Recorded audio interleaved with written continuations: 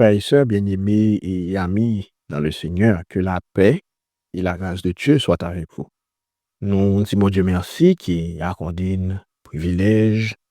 Dans le moment ça, nous sommes capables ensemble avec vous pour nous porter message et parole. C'est toujours une grâce à chaque fois que nous jouons nous-mêmes tout. Nous sommes capables de parler de la part de Dieu.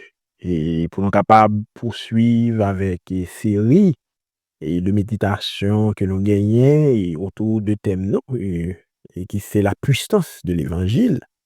Nous avons aimé faire lecture dans le texte de référence, non? C'est Romains chapitre 1er et le verset 16. Nous avons fait une courte lecture pour vous. C'est car je n'ai point honte de l'évangile. C'est une puissance de Dieu pour le salut de quiconque croit. Du juif, premièrement, puis du grec. Amen. Parole du Seigneur. Nous prions que bon Dieu dans grâce, dans amour, va utiliser pour son sac et saute. Il là pour édification dans chaque cap, écoutez dans le moment ça. Mes amis frères et sœurs, qu'on connaît depuis un certain temps, nous gagnons un thème, on a pu et parler autour de lui, c'est la puissance de l'évangile. Pour aujourd'hui, nous gagnons un autre aspect du thème ça que nous avons regardé ensemble.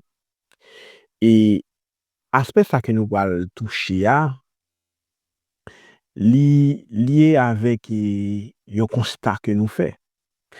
Lorsque nous appelons la Bible, la parole de Dieu, eh bien nous comprenons que dès le départ, mes bien-aimés frères et sœurs, plan bon Dieu, c'est pas jamais un plan pour un peuple seulement, mais c'était un plan pour toutes les nations de la terre.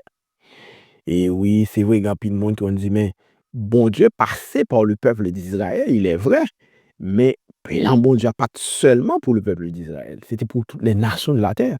D'ailleurs, dans Genèse chapitre 12, le verset 3, l'Éternel dit pour le dire à Abraham, eh bien, toutes les familles de la terre seront bénies en toi. Et entendez par là, toutes les nations de la terre seront bénies en toi. Donc, c'est vrai qu'il choisit Abraham, il a choisi petit Abraham, descendant Abraham, mais plan bon Dieu pas seulement, et pour le peuple qui t'a prendre naissance à partir d'Abraham, le peuple juif, mais plan là, c'était pour toutes les nations de la terre. Eh bien, il en est de même, mes bien-aimés frères et sœurs, du message de l'évangile. Le message de l'évangile, là, c'est un message qui allait au-delà des frontières. Nous sommes dire, c'est un message qui renversait tout ça que moi, ensemble avec vous, comme l'homme, nous mettait comme barrière, tout ça que nous mettons comme limite, comme frontière. Eh bien, le message de l'évangile, là, il renversait toute bagage. Là, il est au-delà de eux. Et c'est ça qui fait. Et pour aujourd'hui, un sujet que nous avons parlé autour de lui, eh bien, c'est une puissance qui renverse les barrières. C'est vrai que nous disons, thème nous, c'est la puissance de l'évangile, mais sujet c'est une puissance qui renverse les barrières. Et pour nous analyser ce sujet ça ensemble, nous avons gardé ce sujet ça sous trois dimensions, trois aspects de sujet ça. La première chose, nous allons dire que, eh bien, la puissance de l'évangile, il renverser les barrières culturelles et raciales. Amen. Hein? L'évangile renverse les barrières culturelles et raciales. Rappelez-vous l'histoire de la femme samaritaine dans Jean chapitre 4, ou rappelez-vous bien dans Jean chapitre 4. Écoutez, Jésus t'a proché, écoutez, femme ça, et puis Jésus t'a parlé et avec cette femme que t'a rencontré, bon, puis Jacob là, et puis Jésus t'a présenté l'évangile. Il y a une autre déclaration que femme n'a fait, sur ta dans Jean chapitre 4, verset 9, où elle dit, la femme samaritaine lui dit, mais comment toi qui es juif me demandes-tu à boire, à moi qui suis une femme samaritaine? Les Juifs, en effet, n'ont pas de relation avec les Samaritains. Mais Jésus est en train de montrer, eh bien, dame, eh bien, barrière ça, qui fait que entre Juifs et Samaritains, pas de relation, oui, barrière culturelle ça, eh bien, il renverse. Parce que Jésus est en train de profiter de conversation liée avec les femmes ça, pour te présenter le message de l'évangile. Rappelez-vous encore dans Matthieu chapitre 8, la Bible parle nous de l'histoire centenier romain ça. Là, on parle de centenier romain, c'est un chef de l'armée romaine qui a 100 hommes sous ordre. Donc, son chef qui a 100 hommes, 100 soldats que l'a dirigé. Donc, c'est pas n'importe qui. Eh bien, il se trouve que centenier Romain ça, il était mon serviteur qui est malade bien grave. La Bible dit dans Matthieu chapitre 8, à partir du verset 5, eh bien, monsieur allait côté Jésus, là, il était intercédé auprès de Jésus pour serviteur là. Et la Bible dit que centenier après le fond déclaration au verset 8, il dit le centenier répondit, je ne suis pas digne que tu entres sous mon toit, mais dis seulement un mot et mon serviteur sera guéri. Pendant que Jésus dit centenier, il va l'accompagner, etc., pour la guérir serviteur, centenier a dit non, mais je pas digne pour aller la caille, moi. Ou maintenant, il dit un mot seulement, je crois que serviteur nan li a guéri. Mais bien, frères et sœurs, il est vrai que pour un juif, eh bien, il n'est pas capable d'aller côté un non-juif, la caille, un non-juif, culturellement, c'est un bagage qui était interdit, effectivement. Mais Jésus montrait centenier ça, eh bien, ça qui était comme barrière culturelle et raciale, et message de l'évangile, il vient de le renverser tout. Donc le message de l'évangile renverse les barrières culturelles, les barrières raciales.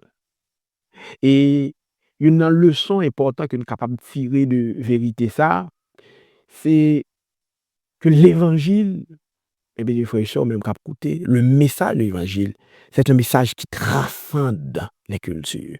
Là, aller au-delà de toute culture, quelle que soit la race, côté noir, côté blanc.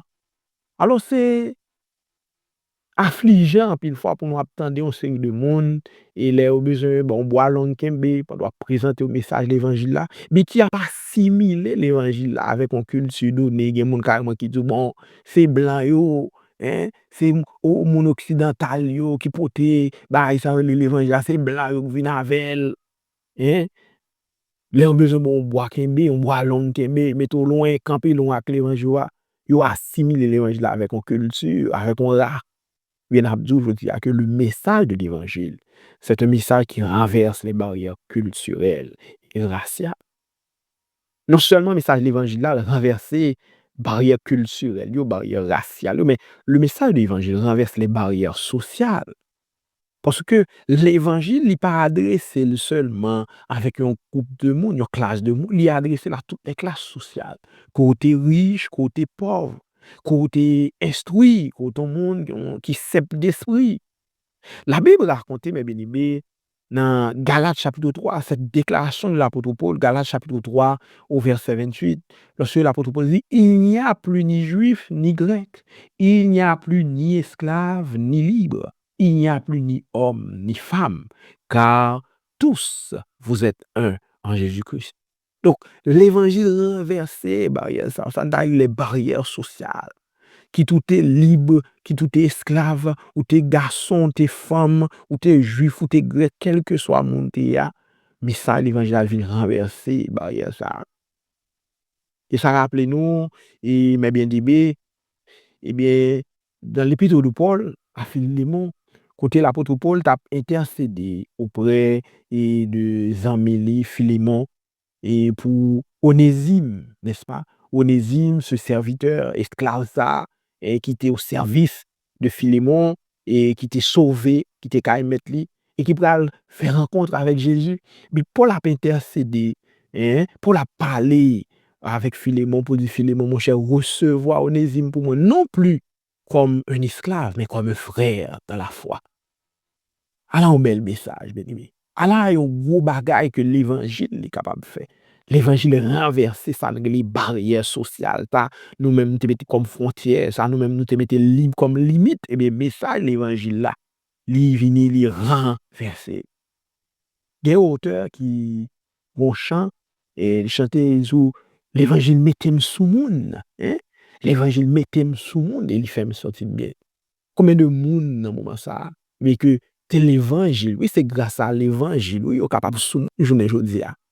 Message l'évangile a fait au capable de parler en toute quiétude avec l'autre monde, sans pas peur, sans pas honte de rien, parce que l'évangile renverse les barrières sociales. Et troisième dimension que nous voulons garder et sujet nous, qui c'est une puissance qui renverse les barrières, eh bien, c'est que l'évangile renverse nos propres barrières. Et là, nous dit l'évangile renverse nos propres barrières. Là, on a parlé de ça, que les barrières que nous-mêmes nous érigeons, les barrières que nous-mêmes nous érigeons. Ça me dit les barrières intérieures. Barrière, par exemple, qui est liée avec nos préjugés, barrière qui est liée avec nos présupposés, par exemple. Et pour illustrer ça, nous avons même considéré l'autre histoire pour vous, mais bien aimé, toujours dans Galates, et cette fois-ci, le chapitre 2, il y a un incident qui passait entre Pierre et l'apôtre Paul. Nous avons lu le texte ça pour, c'est Galates chapitre 2, nous avons lu à partir du 11e verset jusqu'au 14e verset. Il dit, mais lorsque Céphas vint à Antioche, je lui résistai en face, parce qu'il était répréhensible. En effet, avant l'arrivée de quelques personnes envoyées par Jacques, il mangeait avec les païens, et quand elles furent venues, il s'esquiva et se tint à l'écart par crainte des circoncis. Avec lui, les autres Juifs usèrent aussi de dissimulation, en sorte que Barnabas même fut entraîné par leur hypocrisie.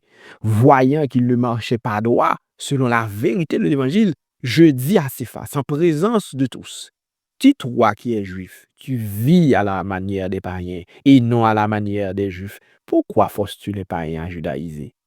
Ainsi, dans ça, c'était un bagage qui produit pendant que il y a une délégation, eh bien, délégation qui sortit de l'église de Jérusalem, qui vient visiter chrétien à Antioche.